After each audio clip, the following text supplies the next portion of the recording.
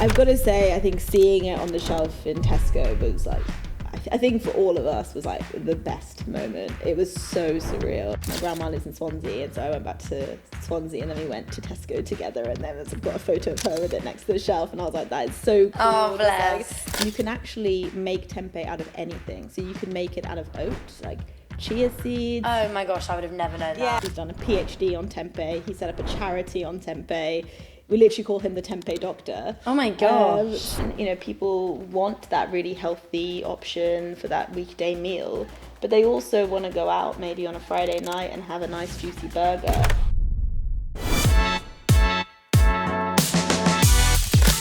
Today's guest is transforming the world of plant-based protein with a passion that's all about health, sustainability and incredible flavour. Elin Roberts, co-founder of Better Nature Tempeh, is on a mission to make plant-based eating more accessible and exciting. Better Nature isn't just a source of protein, it's a new way of thinking about food that's good for you and kind to the planet.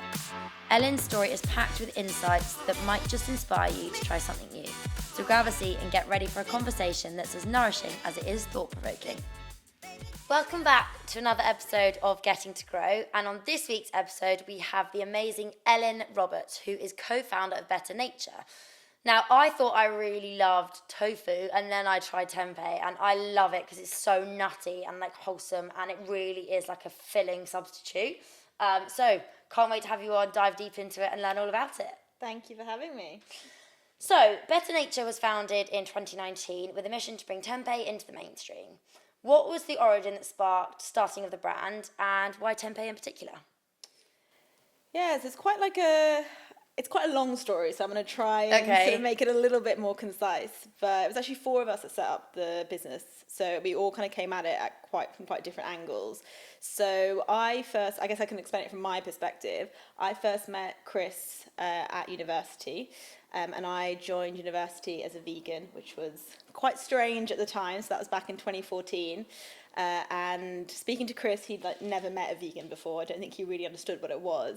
And then over the years, as we kind of got to know each other better, I think he started thinking a little bit more about his meat consumption. And I think not just influenced by me, but by kind of other things at university. But we had quite a lot of conversations about it. And then he left university as a vegetarian and actually very passionate about the environment as well, which I think he'd had before he joined uni. And then he went to a conference where he met our other co-founder, Driando, and they were sort of set a task to come up with a business idea. And Driando told Chris all about tempeh, because Chris at the time was really big into fitness. So at uni he was like rowing, boxing, and so the one challenge he really had with the vegetarian diet was that he just didn't really know where to get like really high quality protein from that wasn't like really processed. And so when Ando told him all about tempeh, he was like, oh my gosh, this is incredible, got super excited about it. He actually went out to Indonesia with Driando after that. And then they came up with this business idea to create a tempeh maker, put it forward in the conference, won the competition, and then basically were like, should we do something around this? And that's when Chris reached out to me, because I was working in marketing at the time. He knew I was very passionate about plant-based foods and was like, there's this amazing food. I had had it once, and I actually hadn't really liked it very much. I don't think it was cooked very well. And he was like, tempeh is amazing, like we've got to get more people eating it. So then I was like, okay, fine, I'll give it another go. Gave it another go, loved it. And then Fabio had got in touch with Driando separately because he travelled to Indonesia, had some tempeh, fell in love. And then if you search anything to do with tempeh, Driando comes up because he's done a PhD on tempeh. He set up a charity on tempeh. We literally call him the Tempeh doctor. Oh my gosh. So Fabio found him, reached out to him, and then we kind of all came together and we were like, right, we need to get more people eating tempeh. And then we sort of ditched the tempeh maker idea because we were like, you can't really sell a maker of something that people don't actually eat that much. So maybe one for the future, but not for now. And we were like, right, we actually need to get people eating more tempeh. And that's basically where it started. So yeah, a bit of a long-winded story, but that's kind of how we all four came together and then set it up. And when you were working in marketing, were you still working in your day job role for quite a while before you said, I'm going to stop and I'm going to focus on this?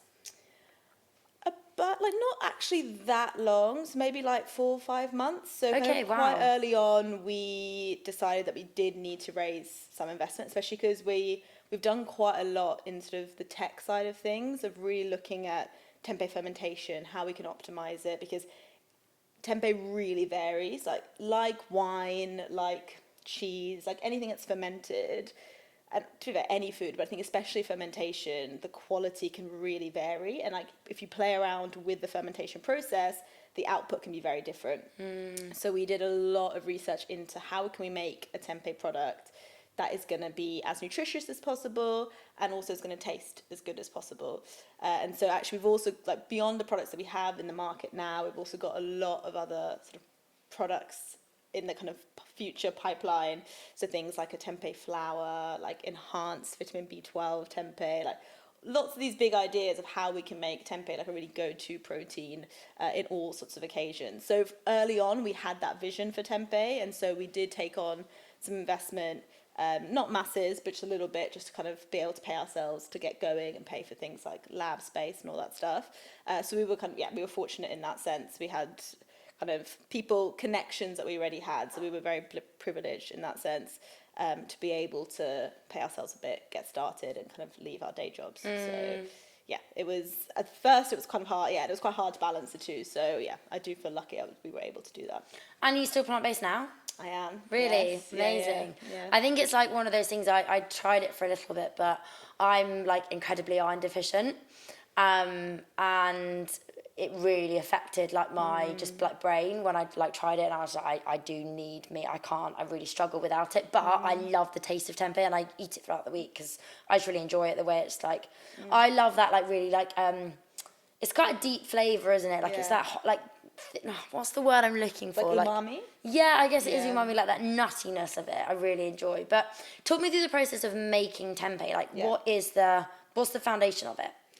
So basically, you need to get like dehulled soybeans, so like without the skin around them, cook them, and then you place them in whatever shape you want to create. So actually in Indonesia, you just kind of put it into like a banana leaf, which is really cool. And then you put the starter culture on top, so it's just like a powder, a bit like yeast with bread. Just kind of put that on top and then put it in a warm room, essentially. So actually in Indonesia, when they make it, it's really cool because you can just basically put it outside a lot of the time, and then it just it's made naturally, which is amazing. But we have like fermentation chambers to make ours.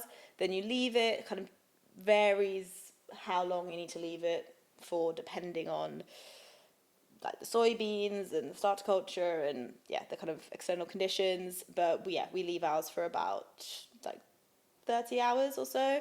And then you go back and it's basically formed into it's basically this mycelium grows and it binds the soybeans together, and then that's how you end up with tempeh. So it's a very, very natural, simple process. Like you're literally keeping the beans whole and then just fermenting them, so they're even better, because if you have soybeans by themselves, like the outer skin is quite hard, and so it can be quite hard for your body to digest. Whereas with tempeh, it's like starts breaking it down because it's fermented, so it's just really easy for your body to digest it and get all the nutrients from it as well. And actually, when you cut through it, you can see all the beans still. Exactly. So you're right; it's very minimally.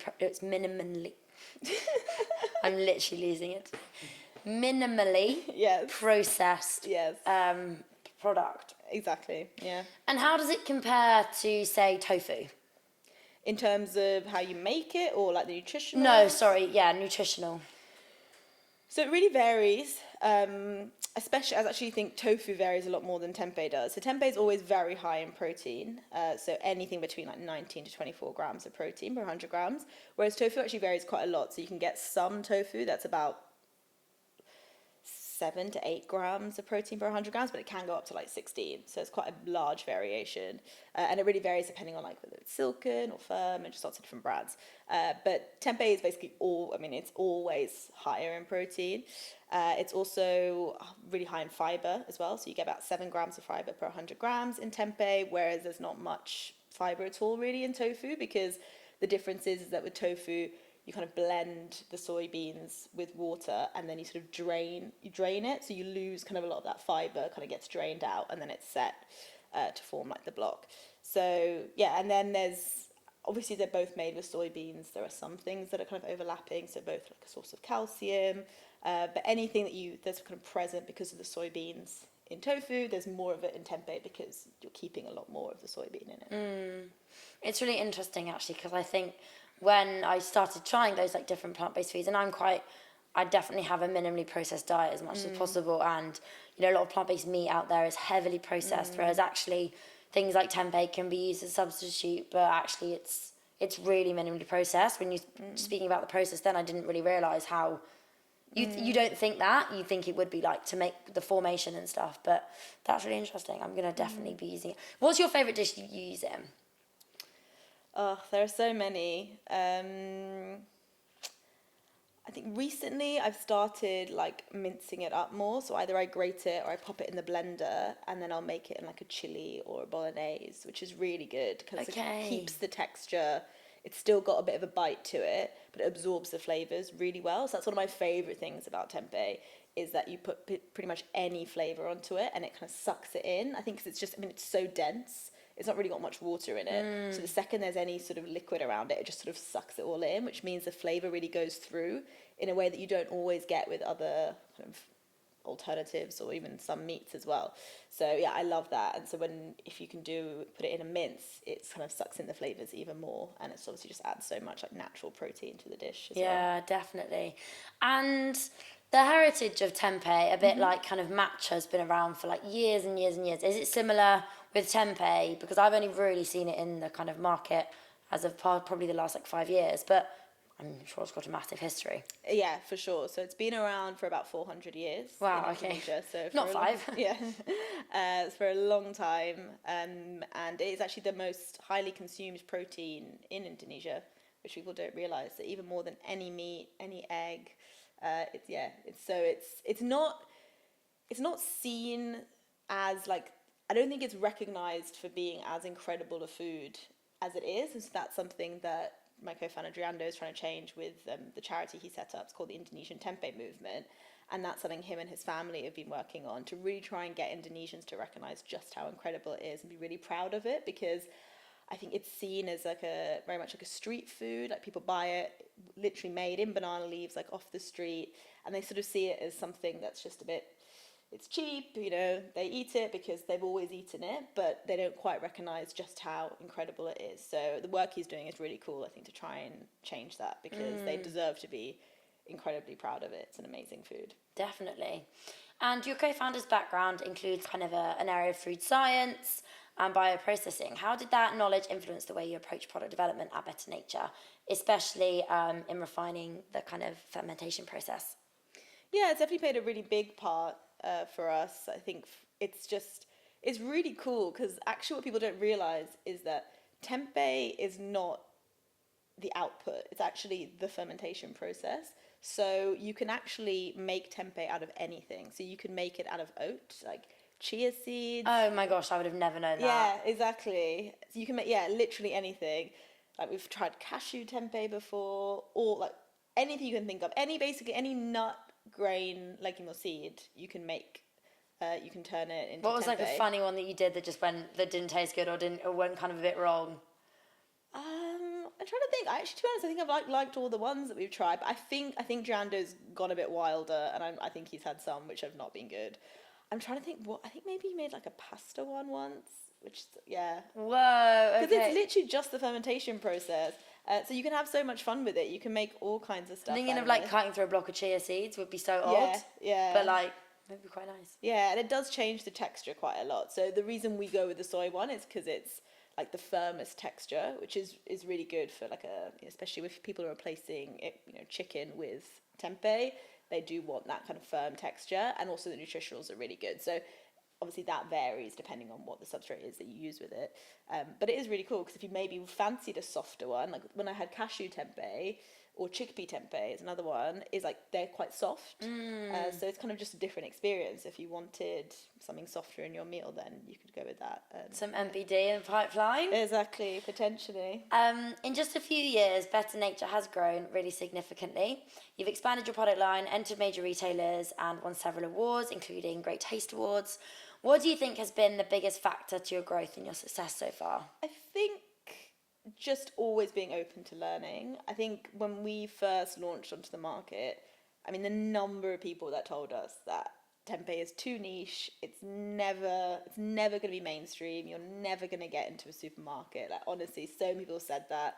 And I think, at times when we were kind of getting lots of no's, we sort of believed it, but on like most of the time we did it, we were like, right, we just need to keep going. And the way we did that was just keep learning, keep refining. And so we've been through like a rebrand, we've like relaunched products, we've completely changed certain kind of internal processes. We've just kind of been so open to learning and adapting. And I think we just got to a point where things started to click a lot more.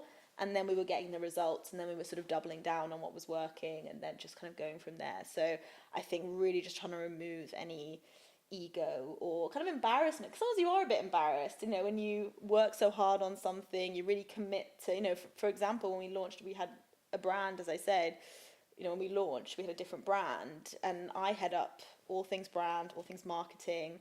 And so when we kind of realized that actually the brand just wasn't really working, it wasn't resonating with people, it really wasn't communicating the message we were trying to communicate, part of me did have a bit of a bruised ego. I was like, oh, it's a bit embarrassing that like this is something that I'd led, it's kind of my baby, and it just wasn't really working. And I think the temptation was to be like, oh no, it's fine, like it's not, this isn't the problem, and try and fudge it, or be like, fine, I'll change a few things, but I'm not going to change much.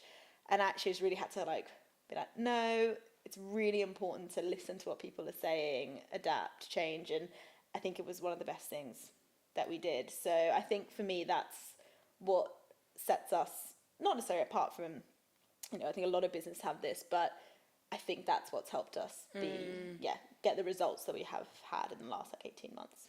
And what was the first retailer that you launched into? So we launched into like Planet Organic, the usual kind of starting route and independence. But then our first major retailer actually was in Germany, which is a bit random, at the start of last year. So Rewe in Germany, we launched into Rewe Nord, so then the region in North Germany. And then 5 months after that, so May last year, we launched into Tesco, which was our first like big retailer in the UK, which is quite odd. Every time we tell people that, they're like, I've never heard of anyone launching into Tesco first as their first supermarket, but that's just how it worked for us. Yeah, Tesco's a big one, isn't it? Yeah, it was pretty daunting, but it was also very exciting, and they've been amazing partners to us. Did you do the incubator scheme? We didn't, no, so we didn't launch through that, but we are now on the accelerator program. Fine. So yeah, the one that launched yes. a week ago. Yeah, exciting. Yeah. And how did you touch base with that buyer? What was kind of your story in getting in front of her? And what is her? Is she a tempeh buyer? No, just like chilled meat free. Chilled meat free. Well, it was they were splitting up meat free, and I think now they've sort of brought it more together. So she was managing like prepared foods. Okay. I think so. It was slightly different. So it was like more. She was like the buyer for tempeh, tofu, like pies, things like that. And then there was another buyer for meat alternatives. And she was doing chilled and frozen, but in that category. I think, oh gosh, our journey with Tesco is like, it started, I think 3.5 years before we launched. It was a long time. So I think it was like the first time we went there was September 2019. There's literally a photo of Chris and I outside like the Tesco Heart building, just being like, ah. And like we went to our first meeting. We literally didn't have a product on the market at that point, but we were like preparing to launch it in January. So it was January 2020. We launched our first product range, and we went with a big vision, maybe not as rooted in reality as one would hope, but had a nice meeting. But I think they quickly realised that we just weren't ready in kind of all sorts of ways, and then so we kept in touch with them. So that was a different buyer to the one that actually ended up launching us. And then, we kind of just tried to keep checking in with them every few months or so. Had a few meetings with them over the years, and it just, it was always the feedback of, we get it, like we think it's good, just not yet. And obviously that was disheartening, but we kind of just kept going.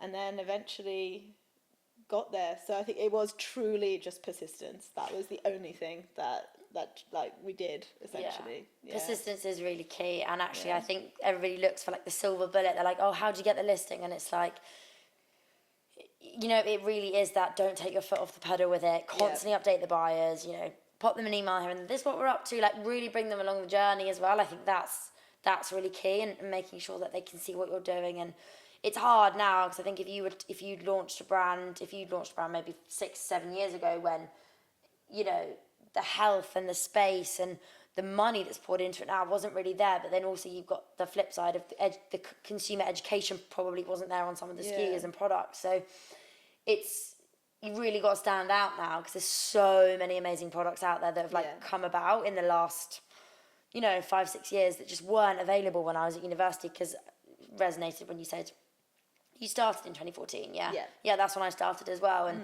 I was like very in my like health era, and I was like going up the train to London to like be fit and balance on my own. And Pip and Nut was like the only nut butter brand, and I would try and be like, oh my god, this is so cool. And then I'd go back to uni in Bournemouth, and everyone would be like, literally eating cheesy chips, and I was like, oh, I don't want to do this. Like, I love all this world that's emerging. So yeah, it's just keeping your foot on the pedal, and I love seeing those brands now and how they've evolved and kept going. But you mentioned that sustainability has been really key at Better Nature, and obviously what you guys are doing is amazing, kind of allowing people to shift and try new things, reducing their meat consumption.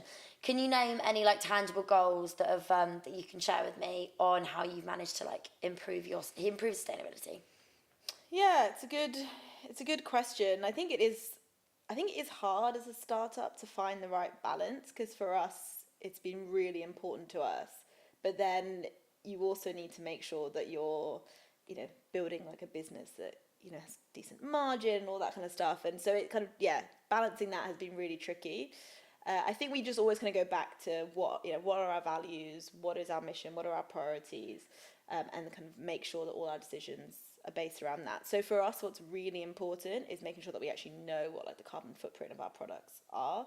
So we track all the carbon footprint of every product. So they're all either A or B rated, which means that they're either low or very low carbon footprint.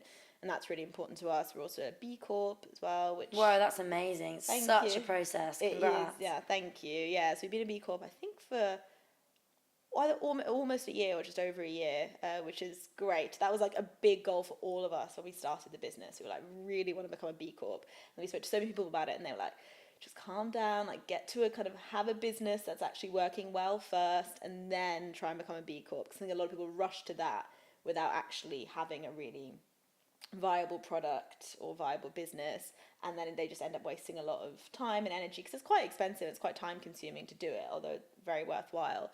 So we sort of waited for a while and then started the process about 2 years ago, and then became certified last year. And then, I think always just sort of learning and growing. So we actually used to be carbon and plastic negative, and that was quite a big part of our ethos and our brand. And though we still are definitely very, very conscious of the plastic we use in our products, and that's something we want to change as soon as possible right now, because it's a pasteurized product, which just kind of keeps it from continuing to ferment and keeps the sort of shelf life a reasonable amount when we sell it into retailers. We do need to keep the plastic as it is. That's something we're very conscious of and we're always working on trying to remove. But the way we sort of overcame that was by being plastic negative and also carbon negative, so offsetting. But then we read a lot more into offsetting, and we were like, actually, this is not super aligned with our values, because we were spending quite a lot of money on doing that, and actually we were like, isn't it so much better to be spending that money on actually trying to reduce rather than offsetting? And then kind of basically, I think with offsetting as well, people assume that it's offsetting right away. So it's like, okay, that carbon has just been removed. But actually a lot of offsetting projects are much more longer term. You know, when you're planting trees, for example, those trees are not going to take the carbon out of the environment for at least like a year or 2 years. And we were like, actually, do we think maybe this is potentially a bit misleading? Like, do people think they're buying this with like no impact, when actually there is an impact? Of course, anything that is, you know, emitting carbon is going to have an impact. And so we just decided actually just wasn't really aligned with our values, and instead we've put the money into working actually on a net zero policy, which we're developing at the moment. So I think it's just been a very much like a learning process. You know, you don't always get things right, and there were things that we thought were right for us, and then we decided they weren't. So it's been quite a varied journey, but I think it's just always about learning and growing and just always rooting everything in our values. I think there's like across the board. There's a lot of greenwashing. You know, there's so many brands that say they do this, say they do that, and then they don't. And I think there's a massive expectation that obviously, well, from consumers, what we expect from brands to go and buy in the supermarket. But then there's also a big expectation or a big thought process behind brands where I don't know if the consumer cares. It's more just a tick box. Yeah. It's quite hard to navigate and what to do on that because, you know, at Coconut Collab, we're the same. Like, we're wet substance as such. We can't not have plastic. We're very aware of it, but there's nothing else at the moment that, you know, offers a solution that would keep shelf life and keep it not with green coat on by the time it gets to the consumer and stuff. So, yeah, it is really hard, and we try and make sure that everyone recycles what it is because everything we use is 35% recycled plastic that we put our products in, but you can't have, you know, a police officer going around to every house being like, did you do that? To like, it's so difficult. It is, yeah. And you'll often have people that don't really understand comment. Like, we get so many comments. People are like, there's no excuse for using plastic. And you're like, we literally have to. Like, there's no way. Like, we couldn't. There's no alternative for us at the moment. And I wish there was, but there isn't, kind of similar for you. So it's, like, it doesn't mean that we shouldn't be working towards it, but it's just, I think it's really difficult. And I think consumers, rightly so, are expecting more sustainable options, and we should definitely be looking at that. But you think you've just got to work with what you've got, and you've also just got to be honest, I think. And that's what we always try and do. People say that to us, we're like, really sorry, like, right now it's not possible, but of course we want to get there and working towards it. So always a balance, I think, of doing what you think is right and also what consumers want, and then trying to be realistic about it as well. I think also it's got to come from, like, the big boys in the industry. True. They're the ones that have got to kind of make some waves and develop, you know, with their buckets and buckets of cash, so that we can then it can infiltrate into the smaller brands, because right now you're right, it's not something we can do. What was it like seeing your first product on the shelf? Was it kind of a bit of a, oh my gosh, we've done it, it's there, hi everyone, buy my thing, you know, like you're very excited about it? Like, I don't own Coconut Collaborative obviously, but I know when I get a listing I'm very excited to see it on shelf. I've got to say, I think seeing it on the shelf in Tesco was like, I think for all of us was like the best moment. It was so surreal. Like, just the idea that I've been shopping there since I was probably like not even walking, and then now it's like a product that we've created on the shelf, which is amazing. And like going with family as well is really cool. Like, my grandma lives in Swansea, and so I went back to Swansea, and then we went to Tesco together, and then I've got a photo of her with it next to the shelf, and I was like, that is so cool. Oh, bless. Like, literally remember going there with my grandparents when I was super young, and there she is, like, holding my product on the shelf. So I think things like that just make it just feels really surreal and very special.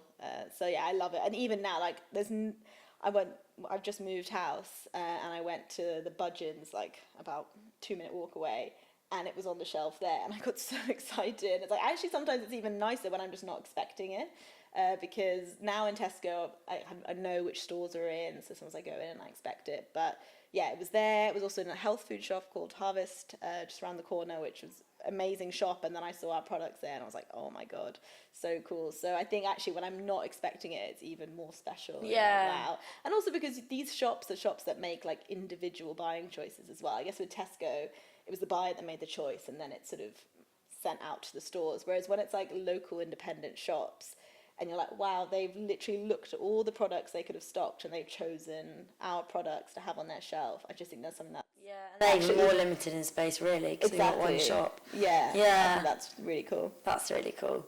And what challenges have you faced as a tempeh brand?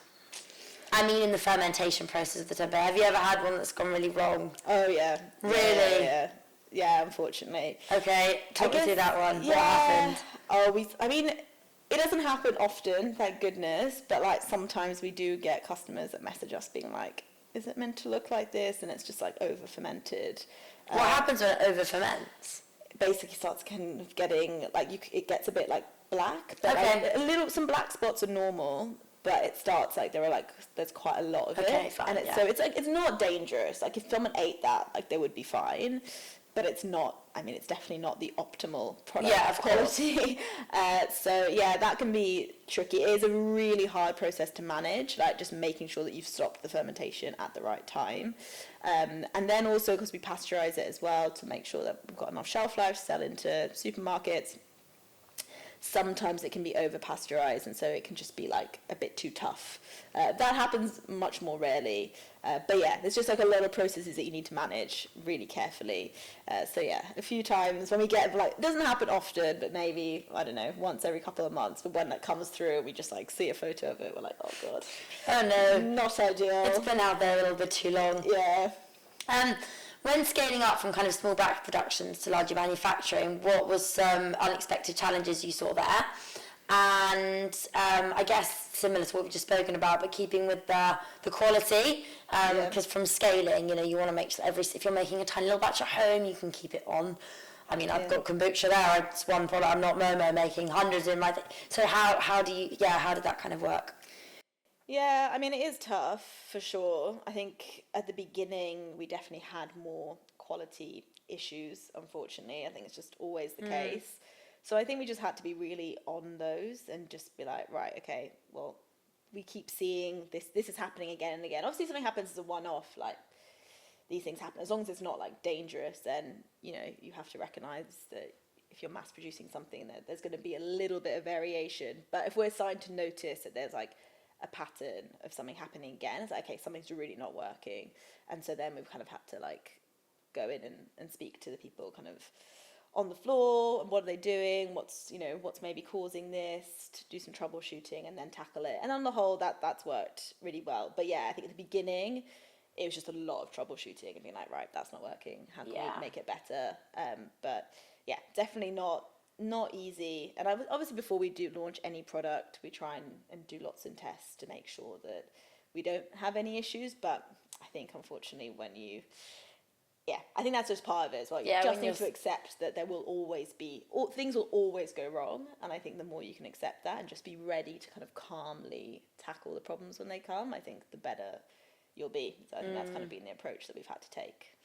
And educating around tempeh. So tofu, I feel, is a bit more well-known. Yeah. People know what tofu is. Yeah. People might not know what tempeh is. Have you found that kind of educational piece quite difficult? Have you found it easy? How have you kind of educated consumers on your product?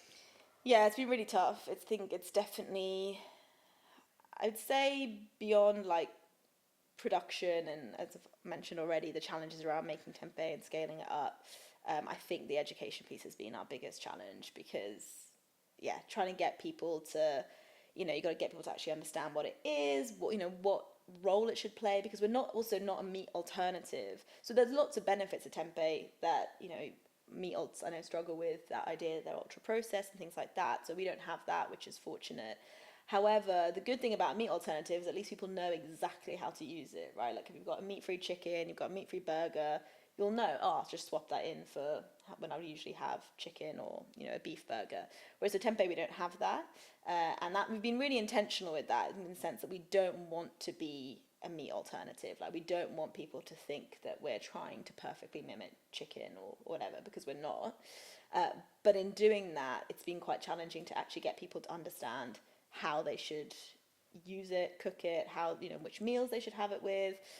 So that's been really tricky. And also, I think people, wanting to know what it is and why it's good for them. Like, it's really hard to convey that in a simple and clear way without jumping into like a really in-depth explanation of how it's made and all the nutrients it has, because people say they care about that, and they definitely do, but really, like, they don't want to hear, all that info. No, like 5-minute, me going on and on and on about all these things. Like, actually, what they want to know is, like, is it tasty? Is it good for me? And do I know how to cook it? And we just need to be able to communicate that in a really clear way. And so that's been a real challenge for us of how to do that. We've played around with so many different types of messaging, honestly, I cannot even tell you. But again, going back to that point earlier, like, we just have very much always taken a very test and learn approach and not been afraid to give something a go and then be like, okay, this is working, this is not working, let's amend. Yeah. So if you look at the history of just everything we've done, I think we've iterated more than more than most brands, honestly, I would say. Like, it's, yeah, which is a good thing or a bad thing, I'm not sure. But I do think it has helped us learn what's working. And so now we speak much more around how tempeh is like a supercharged protein. It's supercharged with gut health benefits and extra fiber and lots of nutrients. And that seems to resonate more with people, because it's not then about it being this direct replacement for meat. It's actually it being just a really cool protein to have in your diet. A bit like how you talk about it, right? Like, you know, you're not vegan, you're not vegetarian, like, but you just like it because it's just a great protein source. And I think for us, we really want to make it that mainstream. We don't want to just focus on vegans and vegetarians, because that's, you know, our mission is to get people to eat, you know, in a way that's healthier for them, healthier for the planet. And the way we do that is to get them, you know, swapping like a few chicken meals a week with tempeh instead. Like, what a great impact, you know, on them. That's going to help their gut. It's going to help, you know, reduce the environmental footprint of chicken. It's going to do so many good things. Yeah. So for us, we really want to try and make it like a mainstream protein, and that's been a big challenge, but it kind of feels like we're getting closer and closer to it. So it's good. It's always a big educational piece, isn't it, when you bring out a new product that is slightly more like niche, although that's obviously, I wouldn't say that tempeh is that niche anymore. I'd say it's getting there, but maybe when you guys launched it obviously was, and I can see how someone looking at it in the supermarket would just be like, not sure. Like, it can look a bit funny as well, so there's like that as well. It's also probably placed in a bit of a rogue location in supermarkets. Sometimes our yogurt is on the end aisle of like the vegan buns, and we're like, what? That makes it all. And also 2% of the population are vegan versus, you know, the 35% that choose like a more flexi approach. So actually, you're right. Just targeting the vegans, you're actually capping your market anyway. So it's good to kind of like say it's not just for this and that. You guys don't just offer tempeh in its like natural form though. You offer it in a load of ready to eat options, marinated one. How did you approach kind of that innovation? And did you obviously felt the need to kind of like, you know, broaden out? I guess it helped with the education, because if there was a soy spiced one, I'd be like, oh, I'll just put that in my stir fry. So it's been, I mean, I'd say our MPD process has been quite interesting. It's actually probably not gone the way that we would have expected. So when we started out, we were like, right, we really need to, actually when we first started out, we actually went against what I just said, and we were like, right, we need to be like a healthier meat alternative. So we had things like kebab strips and like tempeh ribs and things like that, and it just didn't work, because people were like, if I want kebab strips, I want something that like perfectly tastes like that. So we sort of put that idea aside, but then we were like, okay, fine, we're going to really double down on just tempeh being tempeh. It's not trying to be anything else. But we're like, oh, people don't know how to cook it, so we need to make it really clear. We need to have pre-cut options, pre-flavored options, and we need to just make sure everything is focused on that. And though we do still have a couple of those products, and they do work well, what we actually found is that a lot of the time people want that more plain product. They actually want, the block is our bestseller, our organic tempeh block, which is so interesting because it's just so against what we expected. But actually, I think people just love the versatility of it. They love that they can like tear it up. They love that they can slice it into, you know, to go in their sandwich, or they can mince it, like I was saying earlier. And actually that's been really interesting for us, because that's not what we expected at all. And so we sort of really tried to focus on that and be like, right, okay, what other innovation can we offer that still follows that sort of theme? So we have also a smoky block, and that's super popular. So that we actually only launched that this year, and it's only gone into supermarkets. Well, it launched into Ocado a few months ago, and then it will be going into some others very soon. And that's been good, because that's also then giving people the versatility, but it's giving them a little bit more flavour, so they feel a bit more confident, because that's sometimes the feedback we get, is people are like, oh God, I don't really know how to season it properly, like I don't feel like I've added enough flavour.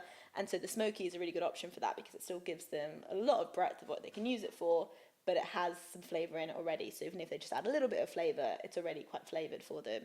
And then we've got some other products we're working on in the process of working on that we're going to launch in the next year to basically double down on that even more. So make it really intuitive and easy for people to use it, but still keep it quite versatile, so that they can put it into whatever dish they want. And so we've also got our flavoured pieces as well, which kind of fit that. So we've got like Mediterranean and barbecue, which are quite broad flavours, and that's been really important for us, so people can use it in all sorts of things. So it's really about trying to guide people as much as possible, but also not limit them, because I think especially with like the cost of living crisis, like people want to buy products that they're confident they will definitely use. And I think if you go too narrow, people are worried that, you know, they're going to buy something that's, I don't know, like curry flavored or Mexican flavored or something like that. And then they're really tied into making a very specific dish. And actually what they want are slightly more broad, versatile flavors so they can slot into whatever dish they fancy making that night. So that's where we're kind of moving towards. But it took a while to actually get to that learning, because for a long time we thought we needed to be like really, really specific about it. So yeah, it's always very interesting. I think consumers don't always respond as you expect them to. For sure. Yeah. With so much focus on health-conscious eating, what role do you think Tempeh plays in the future of plant-based nutrition? And how do you see Better Nature evolving to meet consumer needs over the next few years? Yeah, I think Tempeh is going to be, I mean, obviously I'm very biased, so... It's the next big thing, guys. Yeah, exactly. Take what I say with maybe a pinch of salt. But I do think it's going to be like a huge part of plant-based eating going forward, because it is sort of the only plant-based protein that can kind of compete with meat in terms of protein levels and sort of general nutritionals. It's so nutrient rich. Why does it have more protein than tofu if it's the same base? Because you keep it's basically got way higher concentration of soybeans. So with tempeh, you're keeping the soybeans whole and then you're fermenting them. Whereas with tofu, you blend the soybeans with water. So you create sort of soy milk and then you're like draining that out and then you set it. So yeah, it's just basically got a much higher water content, and in tofu, you're draining out some of the soybean, whereas you keep it all with tempeh. Okay, fine. Yeah. Makes sense. So yeah, it's kind of basically the only like natural plant-based protein that can compete with meat in terms of nutritionals, also in terms of texture as well. And we find that our biggest challenge is people just getting into it. Once they're into it, like they love it and they use it again and again. But it's just, yeah, that initial part of them getting them into it. But we found that once people get it, like they love it. And so I think it's going to be a really big part of plant-based eating going forward, and also just general eating as well, especially with like gut health becoming more of a hot topic. You know, ultra-processed foods people are really wary of. You know, all the stuff that's going into meat, especially like really mass-produced sort of factory-farmed meat. I think it's going to be seen as a really like natural, trustworthy option they can have to kind of get their protein. Yeah. So it's going to be, Well, that leads me very nicely on to my next question. There has been such a significant rise in fermented foods and gut health, you know, with Chris Van Halligan's book, with Tim Spector, the Zoe effects. How have you noticed this translating into more consumer curiosity or demand for tempeh, given its benefits being a fermented product? Yeah, it's been really interesting because we looked into it. You know, we've always been passionate about the gut health benefits of tempeh, but when we were doing consumer research a few years ago, we were thinking, oh, maybe that should be a bit more of a focus for us.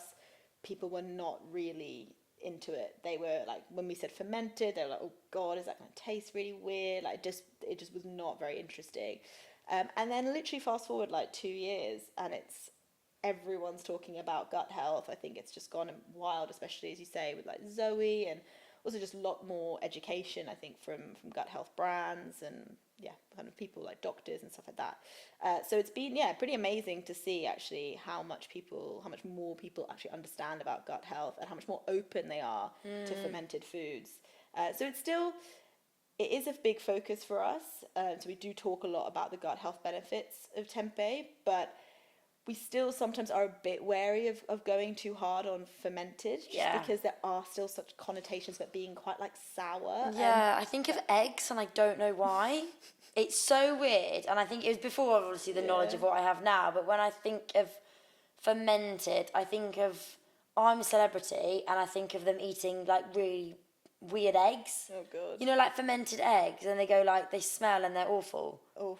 Yeah, horrible. Yeah, that can't be good for your gut. No, I don't think so. So I don't know why that's what I think of, but yes, I can understand consumers being like, Yeah. So we talk about how it's rich in prebiotics. Yeah. Which is great actually, because at the beginning it was all about probiotics, but now people are talking more about prebiotics, and tempeh is very rich in prebiotics. So we talk about things like that. But maybe it will change. Maybe in the next few years people will really be like, oh, you know, fermented, because also so many things are fermented, like bread, you know, wine, all these things that are not like super sour.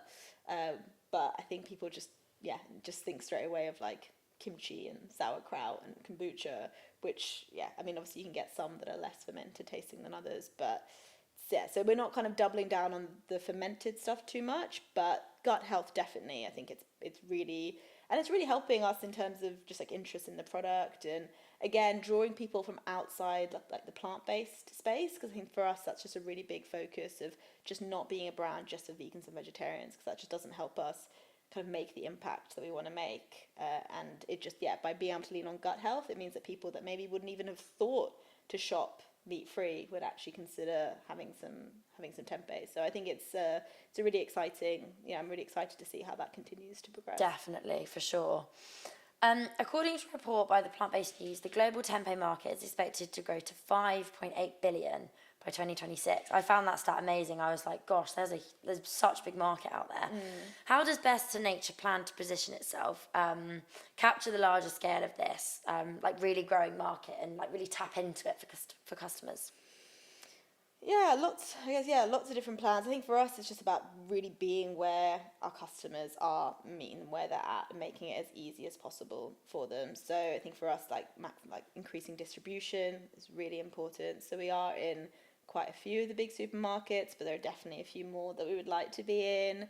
A wider product range, tapping into more usage occasions. We're also doing a lot of product development for further down the line of going into different like categories. So we've created a tempeh flour, I think I mentioned earlier, which can go into like confectionery. We've looked at like whether we could even create like a tempeh protein powder, all sorts of stuff, but really trying to tap into where are our customers looking for that protein punch, and how they're going to get a supercharged version through having it with tempeh and those gut health benefits. So just trying to make sure that we're really just like focusing on where consumers are at, where they're spending their time, and then also looking at different regions as well. So we're very much focused on the UK and Germany at the moment, but over the next few years definitely want to move further afield, because there aren't that many brands really capturing the potential of tempeh in other markets. So there's a lot of potential to go there, although we don't want to do it too quickly and lose focus. Definitely, it's a balance, I think.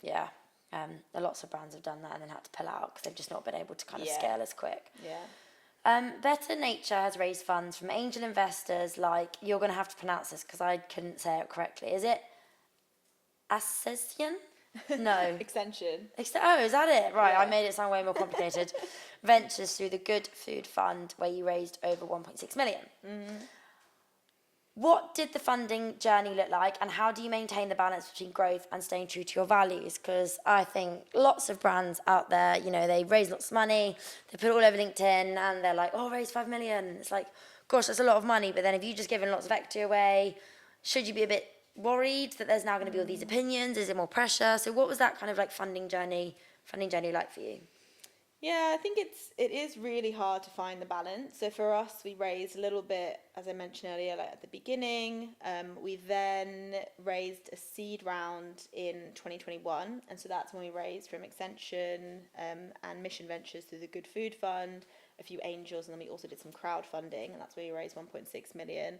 And then we did sort of a bridge round last year, and then we are hoping to do some more fundraising soon, to try and really trying to build towards profitability is very much our focus. So I think for us it's always been about, we never wanted to be one of those brands that has like a ridiculous valuation that we could never follow up on, where there's a risk that people are going to lose loads and loads of money. It just, that never sat very comfortably with us, and we really wanted to be realistic about what we can achieve.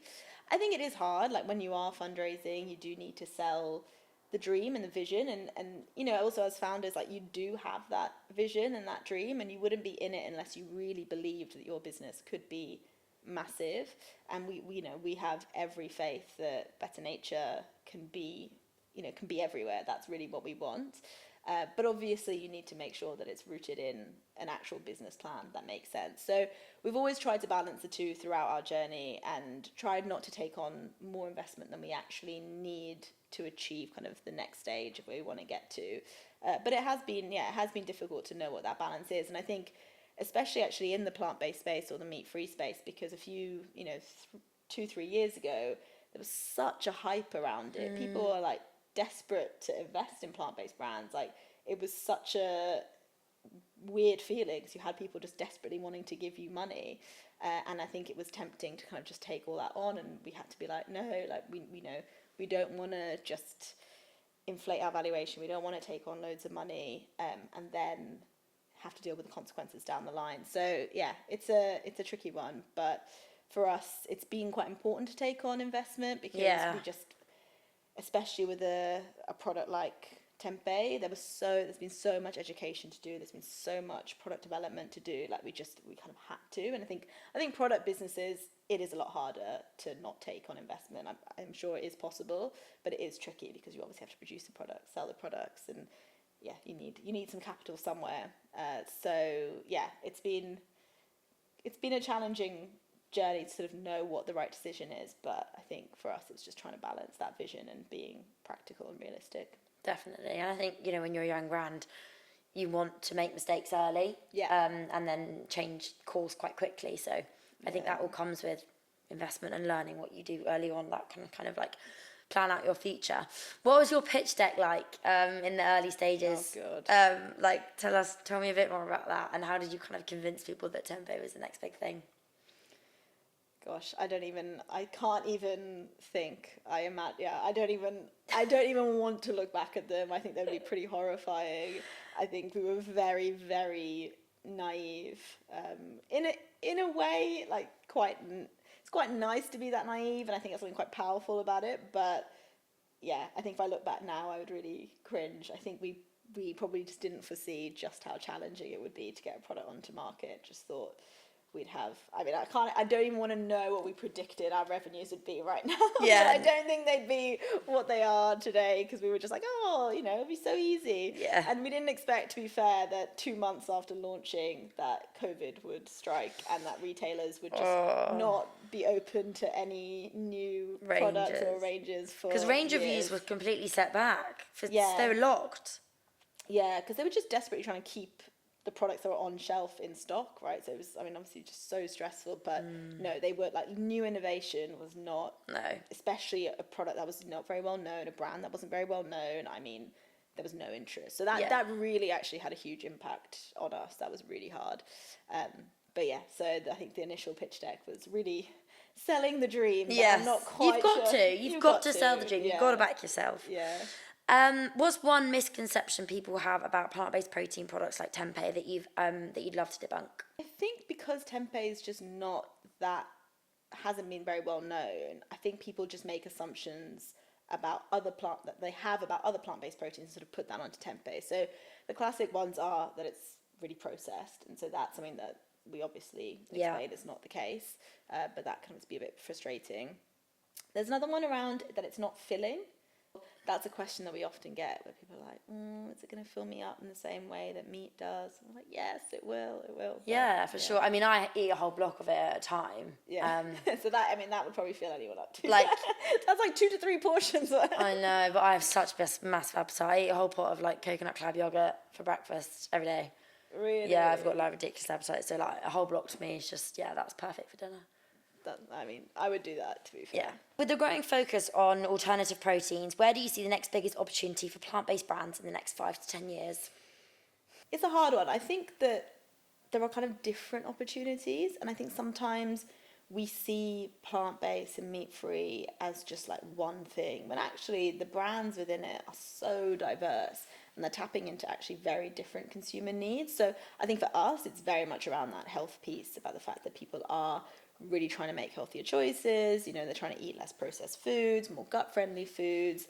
I think it's a really exciting time for the plant-based foods that fit that. I think it's super exciting, because we know that eating more plants is great for our gut. We know that obviously generally that they're not processed, and generally that they're really good for people's health. So I think that is a huge opportunity, and also as awareness grows, so that we need to cut down on meats and the impact of that. Whereas I think there are other brands where maybe that's not so much what works for them, but maybe there's some more cool stuff around innovation when it comes to like recreating the meatiest experiences possible, because people want both, right? Like people do, even whether you're vegan, vegetarian, or flexitarian, people want that really healthy option for that weekday meal, but they also want to go out maybe on a Friday night and have a nice juicy burger.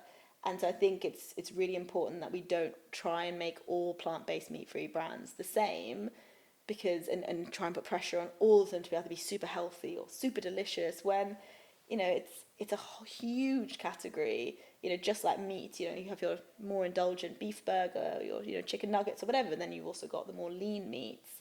I think we need to recognize that plant-based needs to have that same variety, and obviously there should be more of a concentration of day to day we should be eating the more natural, healthier stuff. And we shouldn't be having the more processed stuff all the time. But I think there's definitely a role for all those products. So I think for me, the biggest opportunity is for brands to really understand what are they for, which consumers are they for, which occasions are they for, and just double down on that completely and own that and just be amazing at that rather than trying to be everything to everyone. I think there's a lot of pressure, I think, at the moment on plant-based brands to be everything to everyone. And, I feel bad because there are some products that are on the more processed side of things, and there's just a lot of pressure on them to be healthier, to be less processed. And I'm all for people eating less processed foods. I think that's really important. But, some more processed stuff here and there, I don't think is the end of the world. No, we all want indulgence. Yeah, of course. It's impossible to think that we're never going to eat that again. Exactly. Looking into the future, if you could achieve just one thing with Better Nature over the next 5 years, what would it be? I think this is maybe ambitious, but you gotta aim high. You've got to aim high. I would just love for people to see Better Nature as just a viable protein option, and not be seen as like a plant-based protein or a meat-free option, and just like a protein that someone would choose. And if someone goes to, I don't know, I'm thinking about, let's say like Leon or something, and there's like, they could have like a chicken salad, or they could have a tempeh salad, or they could have something else, and just see it as like, oh yeah, actually I'll have that one today because it's I know it's better for my gut, and I really like having a burger tonight, so I'll grab that. Exactly. I really like the taste of it, and that's gonna make me feel good. It's just gonna be a really good, hearty, satisfying, healthy lunch. Let me go for that.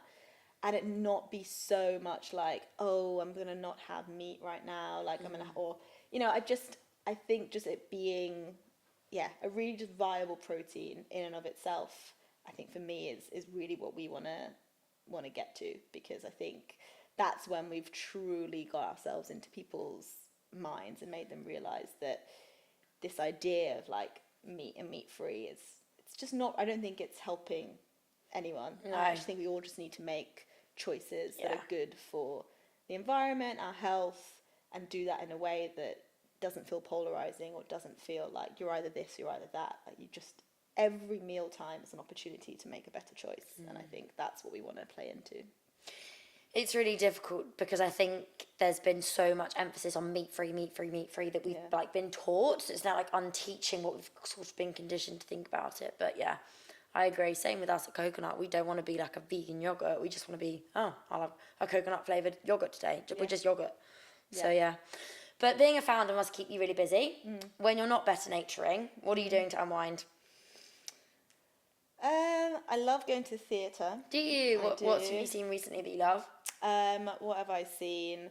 I went to see a play which was amazing called People, Places and Things. Okay. That was really, really good.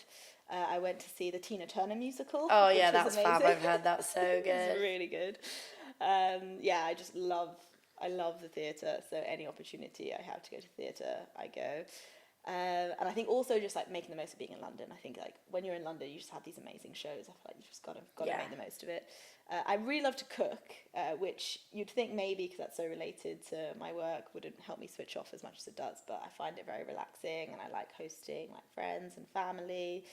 I love being outside. I think just being in nature, like going for runs, things like that. It's really nice. What else? I mean, to be fair, I do just love anything to do with food. So going out for food is one of my favourite things. Me too. Spent all my money on food. Yeah, basically. And I think travelling, try and do it as sustainably as possible. But I just love exploring new places. I think I just love new experiences. I just feel like I think it's just so important to to kind of embrace all the things.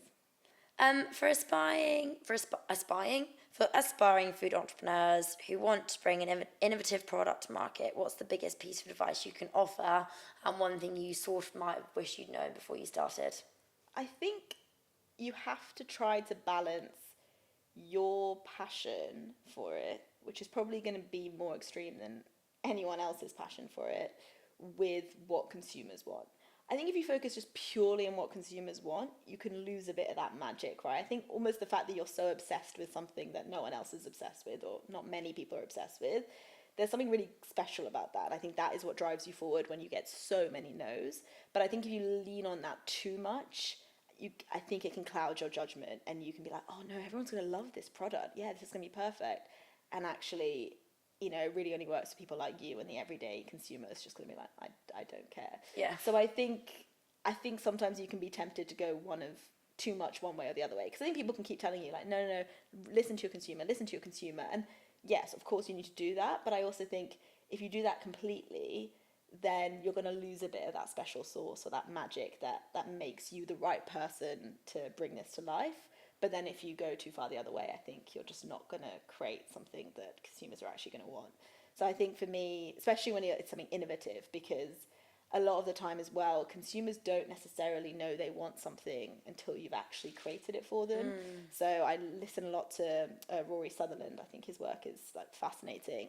And he talks a lot about this. And he says that, a lot of market research is a bit flawed, because people ask, oh, do you want this? Or what would you most like, in the, let's say, the yogurt space? What would you most like to see in the yogurt space? And then they expect that they're going to get the answers from consumers. And he's like, no, most of the time consumers don't actually know. They're not thinking about the yogurt space as much as you are, right? They're not going to be able to like, oh, I really want this. Yeah. They need that innovation to come from you.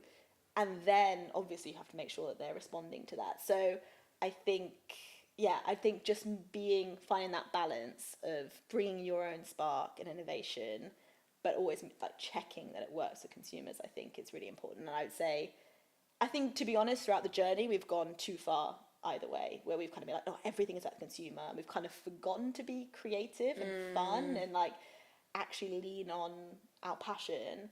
But then sometimes we've gone, I think, too far the other way. To close the interview, for somebody listening that's never heard of Better Nature and wants to give it a go, what product, firstly, would you recommend them having, and how would you recommend they have it? I would probably say if it's your first time ever cooking with Better Nature, I would go for one of our flavoured pieces. So Mediterranean is my favourite of the two. And then I would just have it in like a really like simple sort of pasta sauce with some delicious veggies, like some aubergines, some courgettes, and then just lightly fry the tempeh pieces and have them on top. And I think that would be a good intro into Better Nature. But I would quickly move over to the organic and smoky blocks, because I think you can have a lot of fun with them, and we've got loads of inspiration on our website if people need any guidance. Well, thank you so much, Ellen, for coming on the podcast. I've learned loads about Better Nature and Tempeh, and I'm really excited to get creative. Thank you so much for having me. Perfect.